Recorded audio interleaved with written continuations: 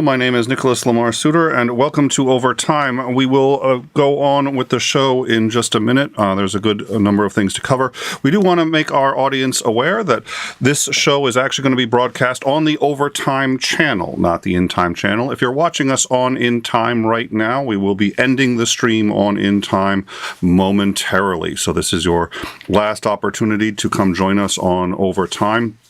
There's a number of reasons that we are making this change, not the least of which is it's easier for people who are interested just in the news content to go to our exclusively news channel. And those of you who are interested in the more interview and casual style discussions to stay on In Time. It makes it easier for everyone, makes it a bit easier for us. So we're hoping you will join us on Overtime. If you're on In Time right now, the link is pinned at the top and is also in the description. If you are on Overtime right now, if the channel reads Overtime, please like and subscribe, help us out, and you are in fact on the correct channel, and we will see you momentarily. Thank you all for joining us, and welcome once again to Overtime.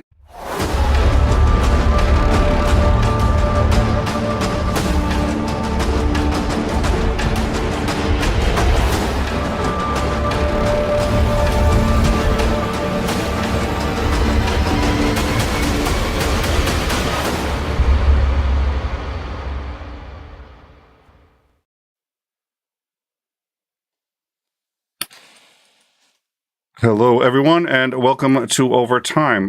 With us today, right now, is Andrew. I will say hi to him in a minute, but thank you so much for joining us. And let's get this switched over real quick so everybody is on the same page. Thank you for joining us for our Ukrainian update. We were notified as of about 2 a.m. Eastern Standard Time that Ukraine was once again under a significant missile attack. We have spoken with Starsky. He is fine. We spoke with him about 2 hours ago. At first, he anticipated being able to make it. Now he has suggested he probably will not. We don't know. We've informed him. We are continuing with the show anyway. The goal of this show is to educate people as to what's going on in Ukraine. We at In Time feel very strongly that that is important, that people should be aware. Once that awareness fades, interest fades, people are not interested in supporting Ukraine anymore, and that would be a huge mistake, both for humanitarian reasons and the people of Ukraine, but probably, in our view, also for the world at large. The former head of I believe it was NATO, I'll look it up in a minute, has in fact opined on this and on the severity of this situation as it is threatening even more to potentially escalate. We're going to talk about that. We're going to talk about what Ukraine is going through right now. All of us would much rather have Starsky here. There is no substitute for somebody who is on the ground, seeing and living and experiencing it. We haven't asked Starsky very often about the personal effect of this war on him, and I do that for any number of reasons. We don't want to engage in doomer porn and the voyeurism of watching a country be destroyed. I think to some extent it is important, but it's also, he's got more important things to worry about. Last time we had him on, he had just come off of what I think was his 5th funeral of the week. It's obviously a terrible, god-awful situation there, but there's no substitute for having him on. He obviously cannot make it. We know that he is scheduled to be on the shills tomorrow, so if you would like to see him, we hope you'll stick around and listen. I think we have a lot to talk about, and we've spoken with Macmillan on some things to discuss today, and obviously Macmillan and Starsky get along well, and I think for good reasons. So unfortunately, neither is available today, so we'll do the best we can. Next week, we expect to have Starsky. We also expect to have Macmillan, and I think it will be worth your time. But until then, I hope you'll stick with us. We're going to bring Xandring up, and then we're going to dive into what we're going to be discussing for the rest of the day. And again, on the shills tomorrow, I suspect that link has been dropped in the live chat. If not, it hopefully will be dropped soon. And you can check him out there. So in the meantime, Xandring, welcome. How are you doing? Okay, in the middle of hooking up and swapping trailers. You're always well. And Fridays, I know, is not a good day for you. So it's actually rare. The one time that you manage to join us for this, and Starsky can't make it. Yeah, that's everybody always like, that's just my luck, and it's like, well, yeah, but I've actually been on with him once before, so it's not every time. Just a bad day, and it can be really hard to get services when you have an entire country attacking your infrastructure. Yes, and it was a particularly difficult attack today. Actually, I'll look. It was a very short exchange I had with him, but he had pointed out that it was, once again, infrastructure attack, and I think he had suggested that his some critical damage to the power grid. So I think. Yeah, it's difficult, and we became aware of him later than a number of other channels that have been fortunate enough to also have him on. I learned of him through the shills, and we've been having him on regularly. It's been great, but of course, the missile attacks escalated shortly thereafter, and the attacks countrywide on the infrastructure, the electrical, water, all of that escalated dramatically after that. So for the first couple of weeks, we had him quite consistently, and now it's I think it's probably even less than 50%. That we're able to get him on. So we stay in contact with him, and people have been worried. We'll keep you notified in the Discord of what's going on. People have been worried, and rightly so. He's not on the front lines right now. He has been before. He's not right now. But there is nowhere in Ukraine that is safe, absolutely nowhere. And so obviously everybody's concerned. And even if he's fine, which he is, even him being fine, people he cares about are not. So it's a pretty shitty situation all around. As a reminder, over time, this is essentially a new channel. So even if you're liked and subscribed to In Time, you can help us out by liking and subscribing to Overtime. And we want to get this channel up and running in such a way that for those of you who are just interested in news or the Ukraine updates or anything like that, you have your own place to go. That doesn't necessarily, we're still in time. The content is a very particular kind of content, but there are still people who are interested in more one over the other. It's educational shows either way. If you're interested in the conversations in the casual hangs, in some of the more colorful discussions, such as the last one we had with Macmillan, that's going to be In Time. And if you're just more interested in trying to get the straight news, A to Z, this is what's going on, Overtime is going to be your game. So like, subscribe, share as well. And again, I'm aware we don't have Starsky today. My hope is that he comes on this channel because he believes we're informed, and that we can provide good information to our audience. That's what we try to do, and so my hope is that you feel that way too watching the show, and you want to stick with us, even though we are missing the what is for us as well. I mean, we there's nothing better to understand Ukraine than talking to Starsky. So before we get directly into the headlines, which in some cases it's fewer, the war has slowed down. It's the weather. We'll talk about that. There's still a lot going on. Bakhmut is utterly insane. But before we do that, is there anything that you can think of that you wanted to quickly discuss in relation to Ukraine, or that you're aware is going on, or any observations?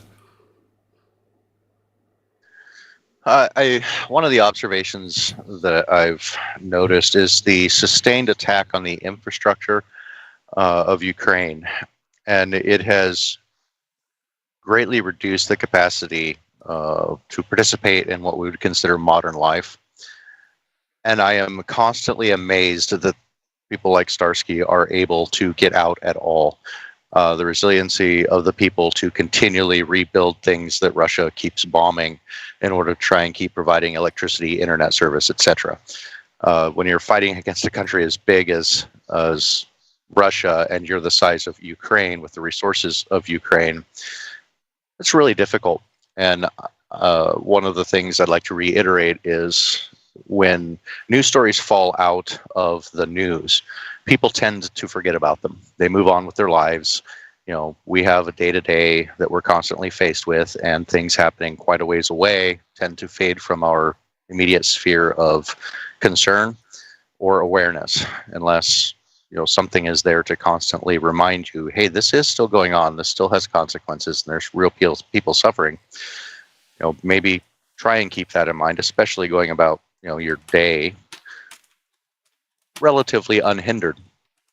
So I think that it's good, even if we can't get him on because of difficulties, it's still really good to highlight, this is still going on. We should be aware of this because, that is a potential flashpan for great conflict in the entire world, and we should be paying attention to it. I think that's an excellent observation, and one I don't necessarily focus on enough. I'd like to point out, we're adaptable creatures, and that can be a positive and a negative. If you're listening to this right now, you are living in probably the single best time to be alive as a human being. Our life expectancy on average is about as high as it's ever been. It's certainly higher than it was 200 years ago. Life is a lot easier. And electricity, washing machines, pick. We've been on this planet for at least 100,000 years, maybe 200,000 years as Homo sapiens. And, it's like, where's my Starbucks? I can get my Starbucks. I can get Starbucks and I can stream and talk to all of you live. And it's really lucky. And the problem is we have a tendency to forget how lucky we are, and nobody wants to think about Ukraine because it reminds us of where we could be, among other reasons, I think. I think you point out some good reasons, but it can remind us of where we could be, and it could remind us that we are not as far from that veil that protects us from utter evil as we would like to think we are. And sometimes we'd just like to close the door and the windows and just go back to our Starbucks. There is no purpose to war. There is no purpose to suffering, if not for Starbucks, if not to give us the ability to have a good life. That's why people fought the Revolutionary War, the Civil War, every other war that we fought has been to improve the human condition. So I don't think anybody should apologize for living and enjoying the pleasures of modern life. You shouldn't. That was the whole point of all the fighting that we've gotten to here. But you do a disservice to the people who are still fighting for it, to the Ukrainians who are fighting mostly for their own country, really, but also whether they like it or not, whether we like it or not for the rest of the world, because Russia will not stop. If they're not stopped in Ukraine, I think we've got a very serious problem worldwide. So enjoy your lattes. Don't feel guilty about it. And I get a little offended when people, sometimes very much like myself, go and sit there and say, how dare you enjoy modern civilization when other people are suffering? You have to. You have to, because that's kind of the point of modern civilization. And if we had to all go by the worst suffering in humankind, nobody ever would be allowed to have a bad day after the Holocaust. You can't sit there and say, I've had a bad day because you weren't in the Holocaust. And that's not how things work, and thank God. But we have to remember what's going on in Ukraine. It's our genuine privilege and honor to be able to have people like Starsky on, and even when we don't have them, to discuss these issues. So I think, thank you, Xander. I think that's excellent point. So with that, let's start with, so many. I'm tempted to start. There isn't a whole heck of a lot to say. Ukrainian authorities are reporting massive explosions in at least 3 cities. It's another missile attack. We know that the Patriot missile system, it's a U.S. missile system. It was highly sought after by Israel. It wasn't as successful as we'd like to think during the Gulf War. Having said that, it is actually an extraordinarily good system, but it only really is effective for the higher-end missiles. And we discussed that with Commander Lance McMillan last night. And his optimism was tepid on the issue. They could use it; it will help. But Russia has spent most of its high-end missiles, and because of the sanctions, they can't get or create more of them very easily. Iran has now become the #1 supplier of arms to Russia. They are supplying them with the most advanced drones that Iran can do at the present moment. To the best of our knowledge, that means mostly rubber band powered vehicles. I mean, that's my understanding. They've been under sanctions for a while. So we'll see, but they are now the number one arms supplier to Russia, and a lot of their weapons are not the highest end, and the Patriot system isn't designed to stop all missiles. It's designed explicitly to stop the higher-end missiles. It loses efficacy at the lower-end missiles. There are other systems designed for that. It will help, but it isn't going to be a panacea if and when the Ukrainians get it. They are talking about the Predator 2s. We talked about that last night. If they get the Predator 2s, that could easily be a game changer. That was what McMillan said. And I don't know about you, Zandring, but McMillan rarely uses the words game changer. So when he does, my ears perk up, you know? Oh, yeah. And especially once a war starts kind of dragging on into more attrition, there's fewer and fewer opportunities for things that are truly game changing. So when somebody comes up and says, hey, this would be a game changer for this war, that's pretty significant. Especially considering Ukraine has made very good use of drone technology in counterattacks and trying to take out logistical support for the Russian army. Well, and the Predator drones in particular, what Lance had pointed out was, so, usually when you send artillery or missiles, you try to time it at a time that you think will be good, and then you send it all over, and if it's artillery, you turn and run because there's going to be artillery coming back your way. And, that's it. What the Predator does is the Predator can stay in the air for more than a day, hovering over a potential target. So they pick a target, they send the Predator out there, and it just hangs out. Just circling and waiting. And then, when they see their best moment of opportunity, that's when they strike. So they can actually observe the target for, actually, I think it's at 32 hours before, and it just hangs out there. So it's one of those, you can fire it and then hit your target 32 hours later. And that's an amazing capability. So with luck, they will get that.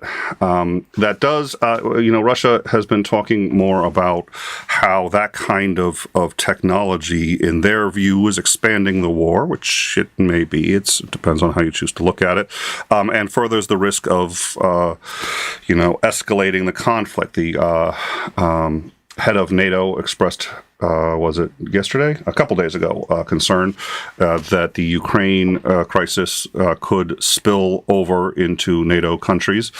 Quote, if things go wrong, and they can go horribly wrong, it is a terrible war in Ukraine. It's also a war that can become a full-fledged war that spreads to major NATO countries and between NATO and Russia. We are working every day to avoid that. This is one of the first times, usually, and he talked about this briefly, and we've mentioned this before, in previous wars like this, usually both sides are working very hard to de-escalate. Putin, we don't know where he stands, although he seems to not be interested. Do pardon the dog there. I apologize. Hopefully we'll get him under control in a minute. Putin does not seem actually interested in escalating this any more than he has to, but he... the dog's distracting me now. I think he will if it means not losing the war. And we also know that there are hardliners in Russia that would like to see it escalated and who don't think there's a problem with deploying nuclear weapons in an attempt to pacify them. Twice in the last week, he has suggested that Russia will change, or is at least considering changing, its first strike policy.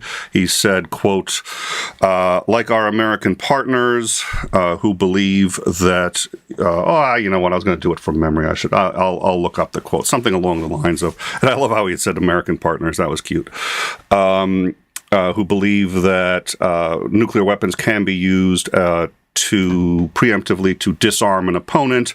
We are thinking of changing our first strike policy. Now, what that means here, I don't know. Is he just trying to appeal to the hardliners? I don't know. But it is clear there is a tension in Russia over the use of nuclear weapons and the possible use of those weapons and the possible use of escalation. A lot of this ends up in brinksmanship. The idea that, well, because they're so terrible and nobody will permit the use of these weapons, that you can use that as a insulator when you attempt to escalate a war. And the problem is, for that explicit reason, that can't be permitted, which therefore puts nuclear weapons very much back on the table to try to prevent this, prevent the threat of their use to be a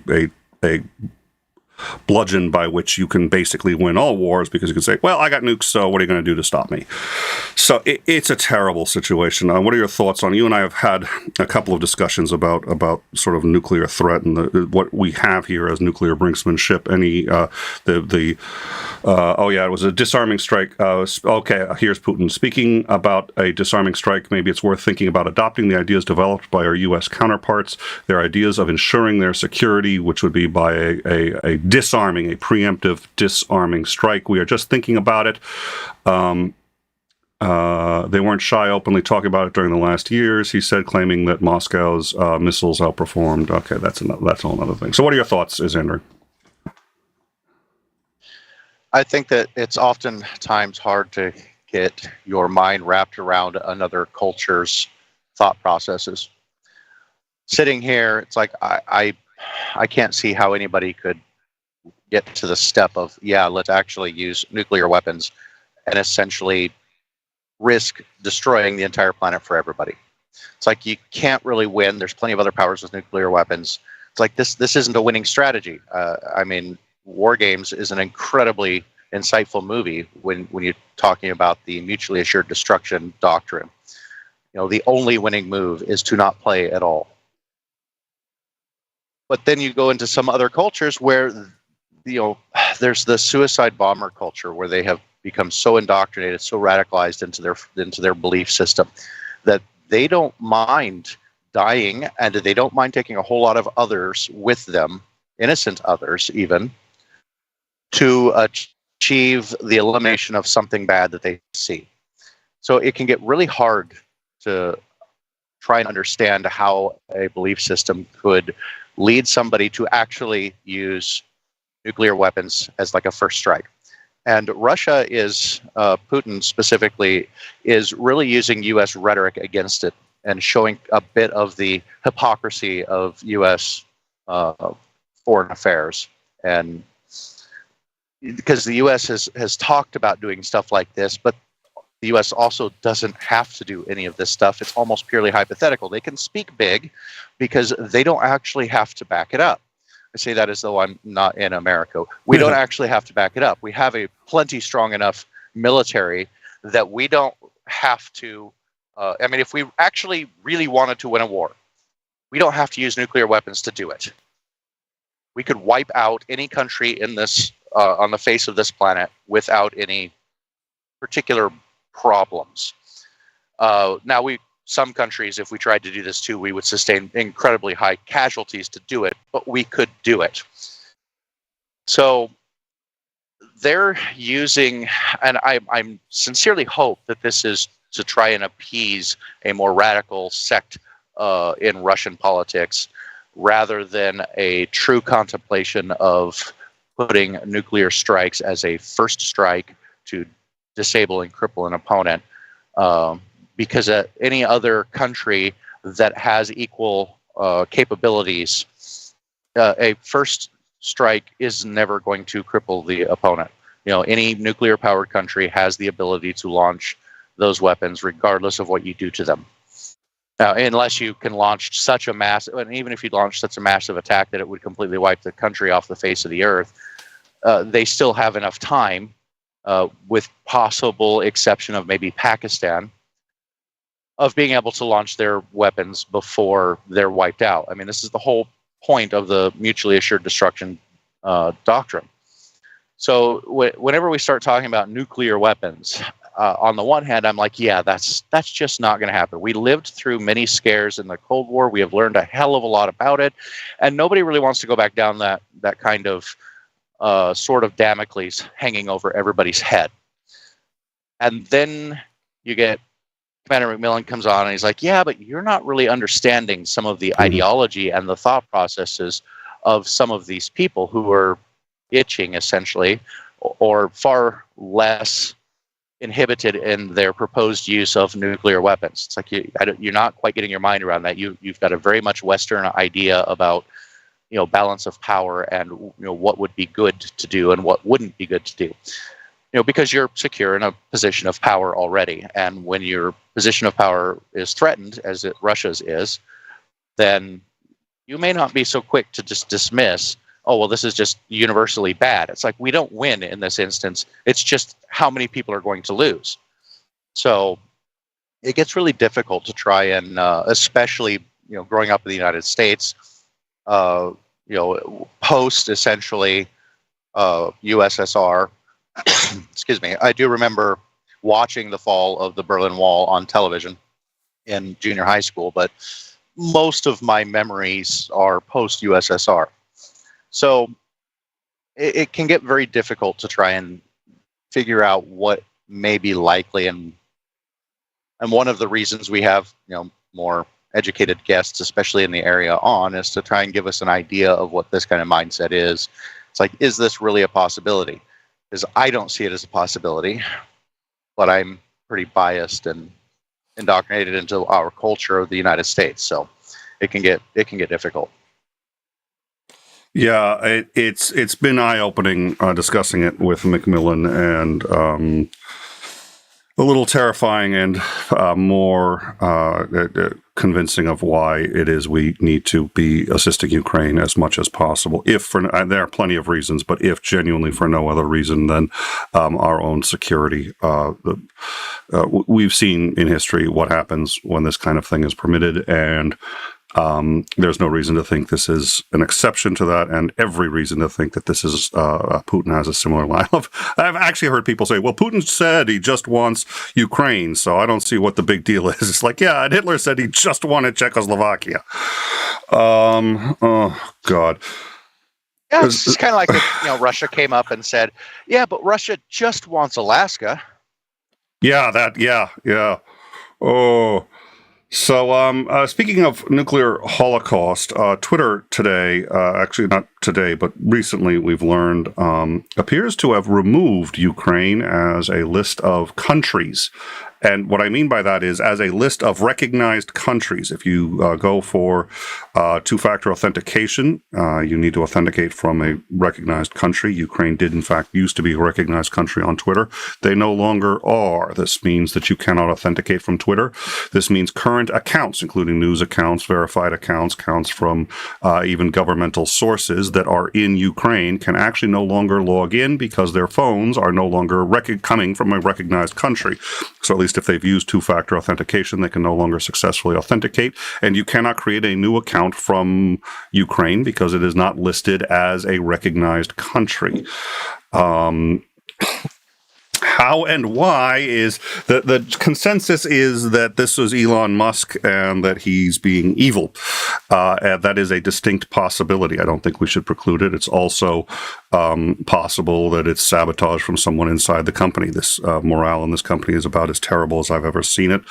I think that there are people who are deliberately sabotaging Twitter from the inside. We've already seen examples of that, like when the entire back end, the main front end on Twitter was replaced with the development front end for a while, and the whole development, what was it? It was the development, what is it? I forget the technical term, but at any rate, we've seen what appears to be sabotage from inside Twitter. If you want to destroy Twitter's reputation, if you want to damage Elon Musk, this is a great way to do it. Having said that, it's also entirely possible that Elon Musk did this.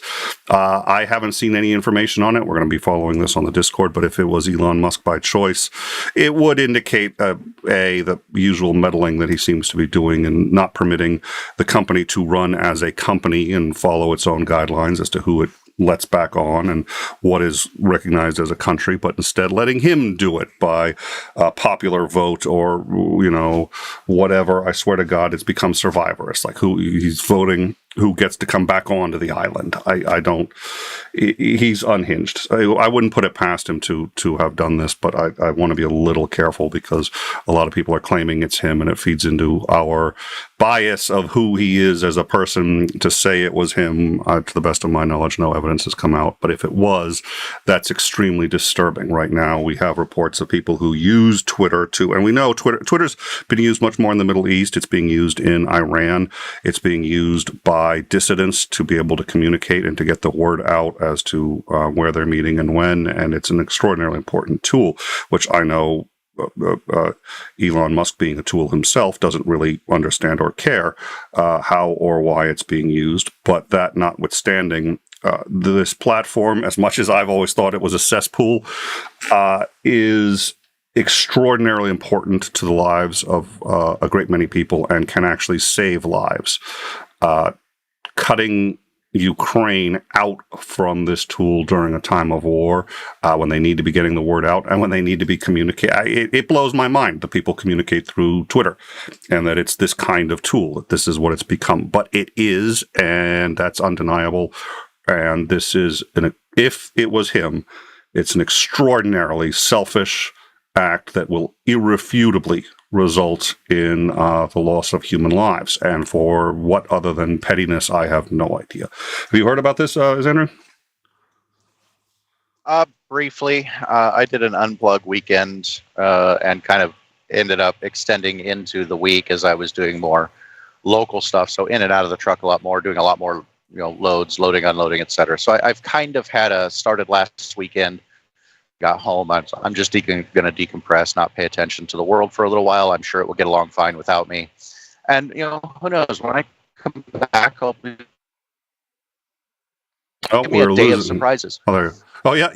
So I've heard. Did I come back? Yeah, you're back now. You cut out there for a second. Okay, yeah. So I decided that I would give myself, when I came back and started looking at it, I give myself a day of surprises, and the world got along fine without me, if you want to consider what it's doing fine.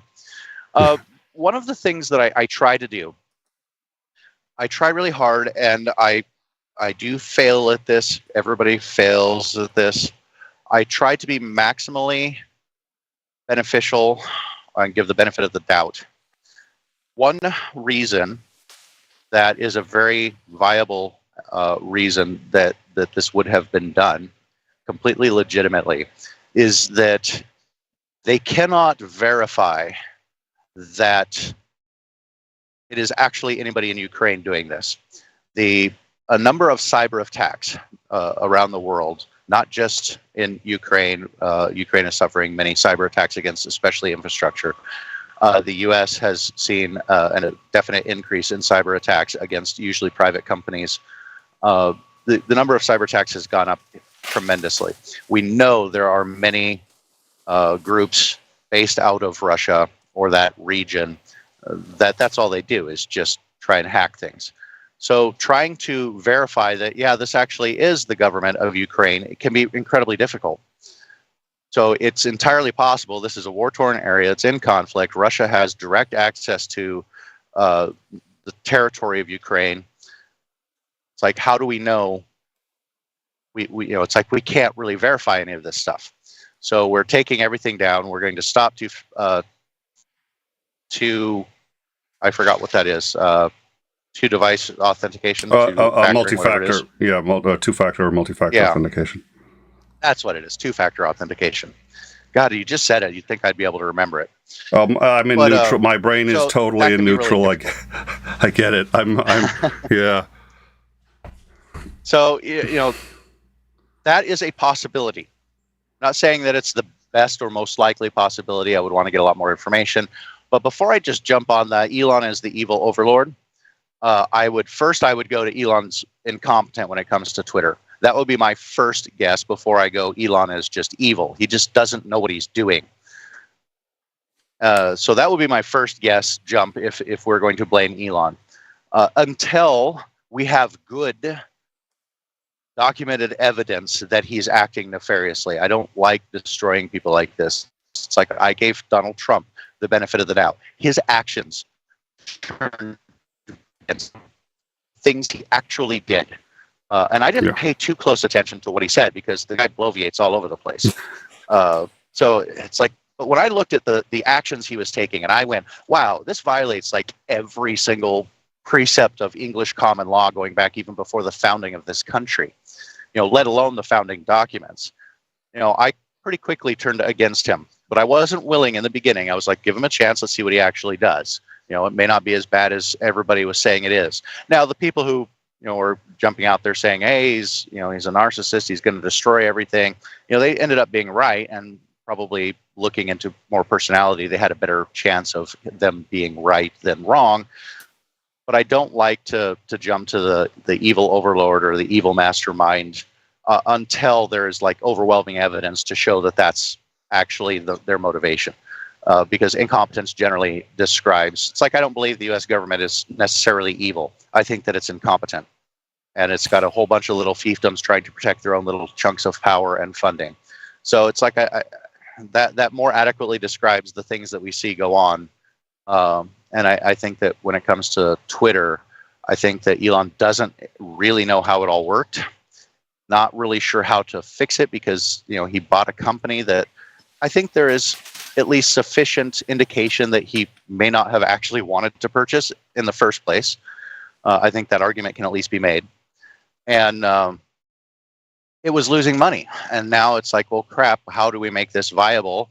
Especially when, you think that there's a very liberal bent to it that's manipulating information, etc. And now he's in a morass and a mess, and he's not really sure what to do. And then he's confronted with potential security breaches and not being able to verify things. I don't know. I want to see a hell of a lot more come out about what he's actually doing. And I think we need more information because what's going on at Twitter is incredibly chaotic. And there's a lot of conflicting stories about what's really going on. You have some people who are like, oh, behind the scenes person says this is going on. And it's like, yeah, but I can't actually verify who that person is. I have problems when it comes to, industry insider says, and then they don't, give you exactly who it is and where their position was. And I understand that sometimes they can't really do that because they're trying to protect themselves, but they're really trying to ring a warning bell. But it makes their credibility so much more difficult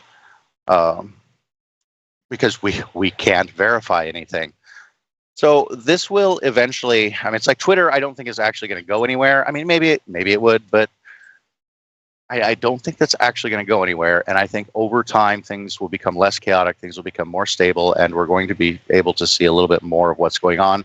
And it might be the case that Elon Musk is an evil overlord that's just, mad at the libtards and wants to stick it to them. And maybe he's just incompetent and struggling to try and run this company that he didn't really want to take over.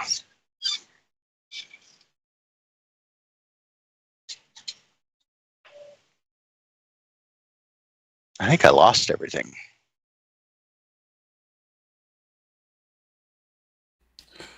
No, I was muted. My bad. So I was saying I think it's kind of sad that either one of those is equally viable. Yep, I believe he's an equal overlord. I also believe he's completely incompetent. All right. Well, I'm gonna There go. we go. I'm back. I don't think I had muted, so that may have been on my end. But I'm going to go hit the live chat in a minute. There's two other things I want to cover briefly before we get to the live chat. First of all, we do know too that there's been a number of fires and pretty damaging ones in civilian areas. The huge shopping mall, was this the most recent one? I think this was the most recent. Near Moscow, started with a fire, resulted in an explosion. The mall did have explosive fuels there. It doesn't look like bombs or anything like that, but it was one hell of an explosion. We showed that one earlier.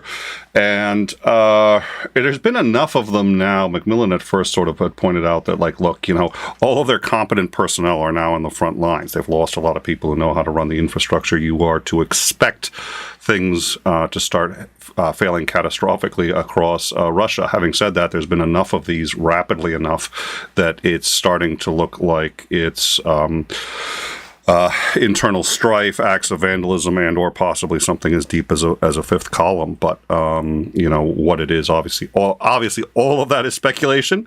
We're again keeping an eye on it and tracking how many of these kinds of things we encounter and how quickly. It's really impossible to know. We do know that there is a for lack of a better term, a fifth column that is claiming to be operating and claims to have killed the daughter of, what was his name? The oligarch, his daughter. It looks like they were targeting the oligarch that killed his daughter instead. But we know they're operating and they're at least accomplishing some things inside of Russia. How big it is and what they're doing, we don't know, and we have no way of knowing if they're tied to any of this. They certainly haven't claimed responsibility. But there's a lot of things in Russia are catching fire. And in fact, if I can, what was his name? I believe I've misplaced it. It was somebody inside Russia who pointed out that Russia is, in fact, no longer safe. And if you are in Russia, if you're a civilian in Russia, you no longer have the security that you would expect the state to be able to grant you, because in some parts, attacks by Ukraine, those have all been military targets, but nonetheless, Ukraine has now demonstrated they can hit basically anywhere in Russia they want to, because of the threat of further attacks, because of what's happening now with these civilian fires, in some cases train stations getting hit, which we do know was military. Again, it's more pushback on Putin, but so far there's been a lot more pushback on Putin than I would have ever expected, a lot more than I've ever seen on a sitting Russian president and seen them survive. But so far, he's been surviving it. So I don't know what to make. You keep adding more. It doesn't seem to have much of an impact. But so we're going to be keeping an eye on that. And for those of you who want to see where we get our information, who want to talk to Macmillan, want to talk to any of our guests, you can come on in, join us on the Discord. Again, we'll talk a bit more about what's going on with Overtime. But the last thing that's, I think, worth pointing out is that Time Magazine came out with their Person of the Year, and it is President Zelensky. So it's a fetching photo or image there of Zelensky and Ukraine. Kudos to Zelensky for everything he's done. I imagine, well, this is a reasonably high-profile accomplishment. This pales in comparison to what he accomplishes usually before breakfast in the morning, from what I could tell. But nonetheless, congratulations to Zelensky, and our wishes are with everybody in Ukraine. So I am going to check the live chat. As I go to the live chat to check it out, do you have any other thoughts, Andrew? One of the things I guess I wanted to opine a little bit about is in regards to, well, this is all speculation. I think there's two parts to any kind of news type channel that you're going to watch. One of them is, are they reporting actual news and news that matters? They do their due diligence to try and make sure that what they're reporting is actually true. And everybody's going to make mistakes. I'm sure we're going to report on something and we're going to have to come back and say, yeah, that really actually wasn't kind of a thing. I mean, we've come across that in some of our speculations as well. But that's just one component of the news that people consume. The other one is a lot of people want some speculation going on. They want some commentary on what do we think this means, or they want a bit more context applied to it, because a lot of people they fill their lives with things, and sometimes they don't have enough time to be able to try and go do all of the kinds of research that might be needed to understand the significance of any kinds of situations. So there's in most news reporting there is that two part. There's what can we factually report is going on, and then there's the commentary on, this could mean any number of things. And I think that we do a pretty good job of trying to delineate, hey, this is what the news is, and here's what we think about it. This is our commentary. So, of course, we're going to commentate on the different news and try and give you what we, in our best estimation, either what it means or maybe what you should be thinking about, or we think that you should be thinking about. So hopefully our commentary is to your liking, and the news stories that we're trying to get across are the important ones, I hope. I hope so too. I think we do our best. And I think how much people stick with us really depends more than anything on whether they agree with how we go through those processes. And we discuss those on the Discord too. This is largely a community operated show, believe it or not. People come up and tell us the stories that they're interested in. Other people do the vast majority of curating of the news that we do. And then we sit through, we figure out what we're going to air, and then we discuss it, and we shoot ideas back and forth on the Discord, and then figure out how we're going to frame it and go live with it. But trying not to pat ourselves too much on the back, but I want to point out, I think you've got a good point. There's commentary in the news almost all the time. Walter Cronkite gave lots of commentary. Plenty of people have given commentary. One of the problems with the news today is that it's very difficult to discern who's giving commentary and who is talking about the news. Glenn Beck, Rush Limbaugh, what's his name? Bill O'Reilly, Tucker Carlson. These are, and by the way, to a large extent, even Keith Olbermann and Rachel Maddow would talk a little bit about the news, and they would say things that are absolutely true and then opine on it for a very long time, but not differentiate between the opinion and the facts. Now, the opinions, I think, are in fact very important, especially if they're educated and they're by people who know what they're talking about. The opinion can give you context, and it can give you an idea for the framing of things, specifically in a historical context or whatever context is relevant at the time. It can be very important, but it has to be the case that when people are opining. We opine on this show all the time. The two that I was thinking, well, let me give three examples. When a Ukrainian civilian aircraft was shot down over Tehran, nobody knew how it happened, and there was a lot of opinion as to how it happened and why. And we had an anti-aircraft officer from the Navy come on and say, look, if this was friendly fire, this is what you'd expect to see. That is exactly what we saw. And we were able to take footage from that and determine, based on how we could actually tell that the aircraft had broken up. And when I say we, I had nothing to do with it. I'm like listening to this Navy officer, and he's like, well, you'd expect if it's a missile strike or any kind of anti-aircraft fire, this is how it's going to break up. And I'm like, oh, yeah, oh, exactly. Yeah, fuck if I know. But we did know him, and we knew how he was putting it together. By the time we were done, we said, okay, it is our opinion that this was anti-aircraft fire, and in fact, almost certainly was. At the time, Iran had just come under attack. There were hostile aircraft in the area, the airport, and we discussed this. This is part of the context, right? So we were talking about this aircraft that had been shot down. You'd think the most anti-aircraft fire would be around, or most anti-aircraft sites would be around a palace or the headquarters for the government or the military. No, because they can all move. They can sit there and go into an underground bunker or whatever. So there's some, but those aren't the key areas. The biggest area that you have to protect and have the most anti-aircraft weaponry around is your airport. And the reason is you have to keep your airport at all costs. If you lose it, now the enemy has a way to just land stuff and bring in as much supplies as they want.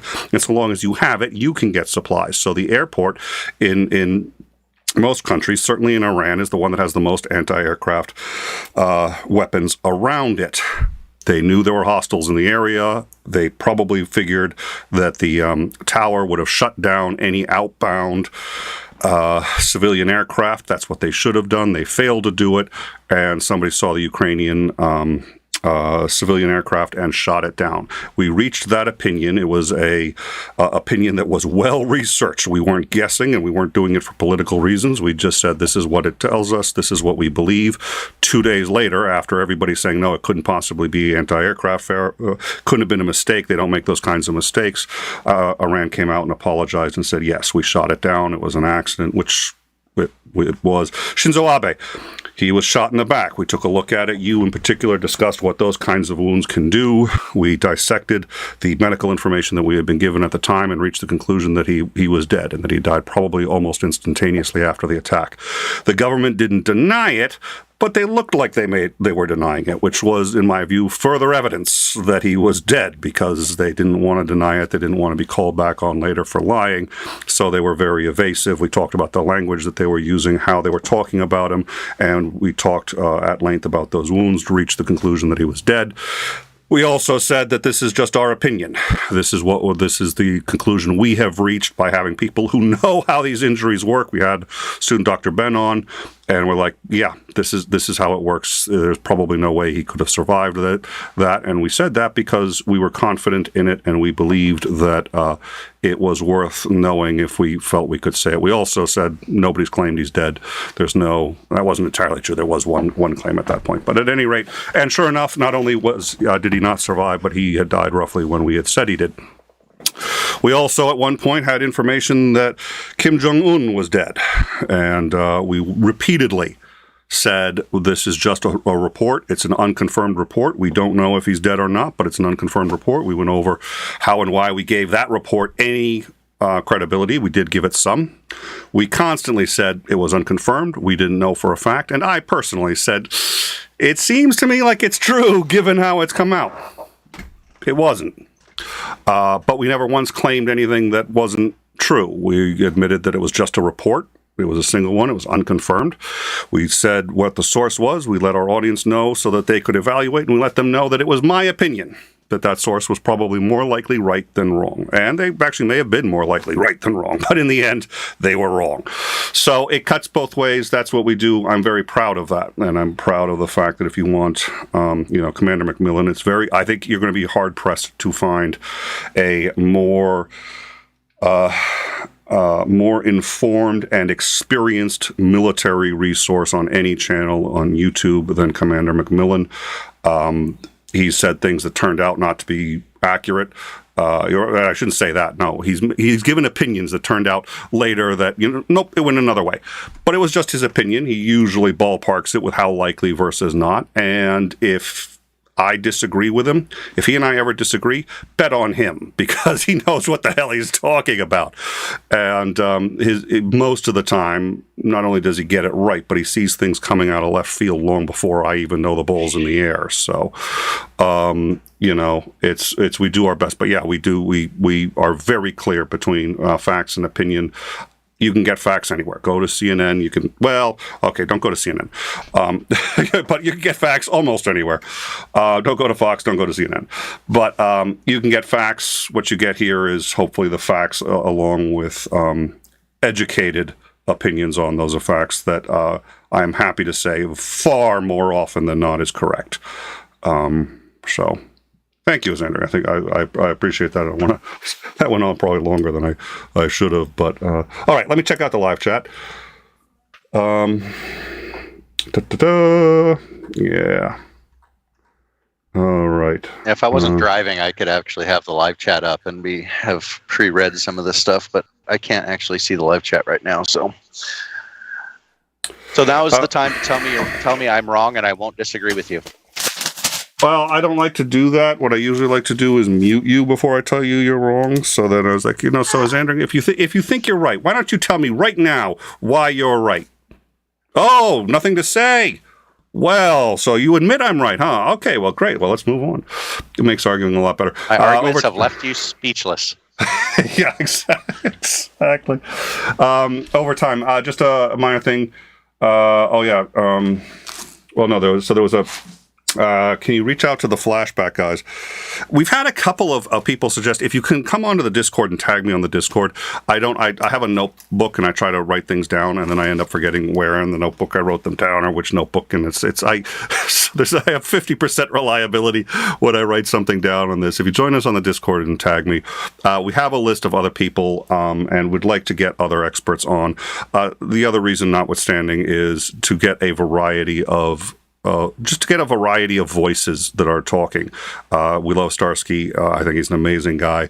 But if we can get several different voices, not just him on the show, even if we knew he could come on every single week when he was scheduled, it would still be a good idea to have other voices. So I think that's great. If you can remind me, then going back through the live chat later is a nightmare, so I usually forget. So, hit me up on the Discord or something like that. I'm going to write it down now anyway. So the flashback.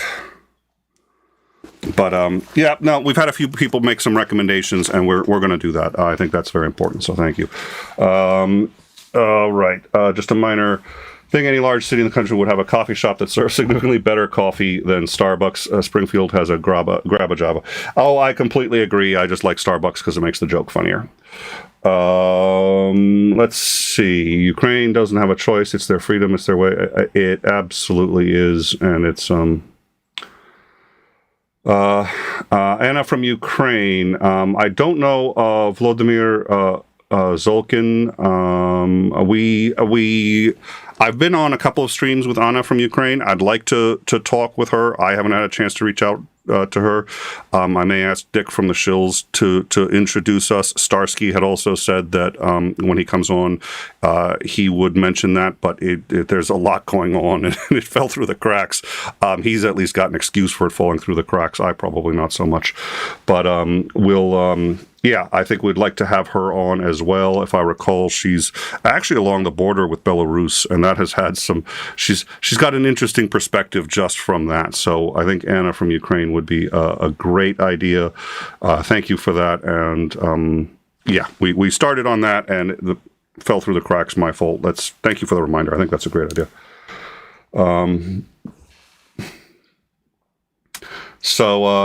It does look good as I hear, literally a few hours from his Starlink up and running. So Dick is saying that they are expecting him on the Shills tomorrow. I would like to join the Shills tomorrow, not to hang with Dick, obviously. I don't think anybody's ever said I'd like to, hang with Dick on the Shills, you know what I mean? But everybody else there is delightful, except for possibly Dave too, but that's another thing. I'm kidding, Dick. Mostly. Anyways, I'd love to come in and hang out. And Dick is just for the record, Dick has been an amazing support of this show, and we appreciate it. And without Dick, by the way, we would not have had a single second with Starsky. So, still going to bust his balls. But anyways, probably tomorrow I'm not going to be able to come on the Shills, so I'd like to hang with Starsky and say hi, because I haven't said hi to him in a while, and it would be nice to hang with the Shills a bit. Tomorrow is I am booked, so unfortunately I will probably not be there, but that should not prohibit others from going. Go, it's worthwhile. Let's see. Just catching again. Still going to try to catch up on this. You're trying to lose us, lurkers. Sandy's on to us. Sandy's on. Bail. Sandy is on to us. The roost, or the chicken has, the chicken has landed in the roost. I believe that saying is supposed to be the chickens have come home to roost. Where's that mute button? Did I finally get that so that I can he's not here, so it doesn't matter. For whatever reason, I set the mute button up so that, well, not for whatever reason. There were technical issues that the only way to mute one guest is to mute all of them. So it's like when Starsky is here and then as Andring starts giving an opinion on something, I'm sitting there going okay, now I have to make a choice. Oh, come on. That was funny. All right. Did they restore the Ukraine as U-Factor authentication? Oh, they did restore. Okay, so Gaming with Robin, which, by the way, Gaming with Robin, you gave a super chat. When we announced the Trump NFTs, you gave a super chat. That was an unusual show, and I was not in full command of my faculties for most of that show. I don't think anyone can hear authentic Trump NFTs and remain in full command of their faculties. But you gave a super chat. I ran screaming from that show. I refused to log in for that show. I was like, no. Some part of me just thinks that he's doing shit like this just so that he can gather news coverage. I mean, what is that quote? Any news coverage, even negative news coverage, is better than news silence. So it's even if you have to generate negative coverage, you're still being covered in the news. And some part of me thinks that he does shit like that just so that everybody starts talking about it again. And then another part of me is like, man, he's actually probably that conceited that he thinks this is a really grand idea and that it's just going to be super successful. So why not both? Why not? But he's got to do something for news coverage, and he sits there and says, well, me as a superhero or as an astronaut. I mean, it's like him as a 12-year-old kid. He's in the jumpsuit, and he's doing it's. And I couldn't. And the more pictures that came in, I'm like, I think I'm going to wrap up the show, and then people would show me pictures of him like at a at the gala, and he's got this kind of smirk on, like this really cool macho smirk, and he thinks he's like Cary Grant or whatever, and he's wearing the tuxedo, and it's just like, oh my god. There's the picture that we posted of him in like the cowboy type outfit. He's got the trench coat on, the cowboy hat, the white, yeah. I swear to God, and I even spent a little bit of, I didn't have a whole bunch of time, but I spent a little bit of time trying to find it. I swear to God that is a Walker Texas Ranger photo for some of their promo materials, and that is actually Chuck Norris as Walker Texas Ranger that they just photoshopped his face on. And because I swear to God, I remember that exact picture because it was used in memes and stuff. And then I tried to find it, and there were so many different pictures of Chuck Norris's Walker Texas Ranger, trying to find the exact one. But I swear to God that they just took one of those pictures and just photoshopped. Well, that's what they did with all of them. They just photoshopped his damn face on everything. But because he is definitely not that thin or that athletic. Oh, yeah. They made his hands bigger. I love that. They're like, there's such insecurity. His hands have been made bigger. And to be fair, the only downside, I think that was actually a great show because I think that was hilarious. And the more I mean, it's like I actually thought these were real because he said they're like baseball cards. So I thought it was $100 for a pack of them. And then I learned, of course, they're not real. Then I learned it's $100 just for one. And I was just like, okay, this is wow. But to be clear, the only downside to having made fun of it so much is it's money laundering. I think he's doing it to launder money. We'll cover that more in depth. We've already discussed that on the show, and we discussed that with McMillan last night. But he's laundering money. That's what it's there for. It's to be able to get funds to him, to his lawyers, to his campaign, while bypassing campaign limitations. If you buy 100 of those cards, you've just donated a significant amount of money to his campaign, and you haven't donated any money to his campaign. So it's yeah. Anyways, so Gaming with Robin gave a super chat last night. I think it was to Nick's mental sanity fund, which I needed it. I was in desperate need. I'm back in one piece, but I wanted to thank you for that, and I thanked you last night, but I wasn't sure if you saw it, so I wanted to, now that you're here, I wanted to thank you for that, because we really do appreciate everybody who supports us. I've said it before, I'll say it again, we get demonetized left and right.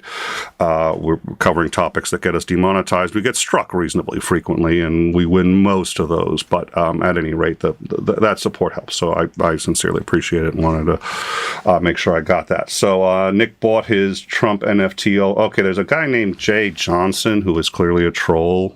I bought my Trump. No. We don't want that kind of comment. He can go. So if the mods, I still haven't figured out how to. Yeah, I think the reason Titan does so good at modding is so that I never dare to learn how to do it.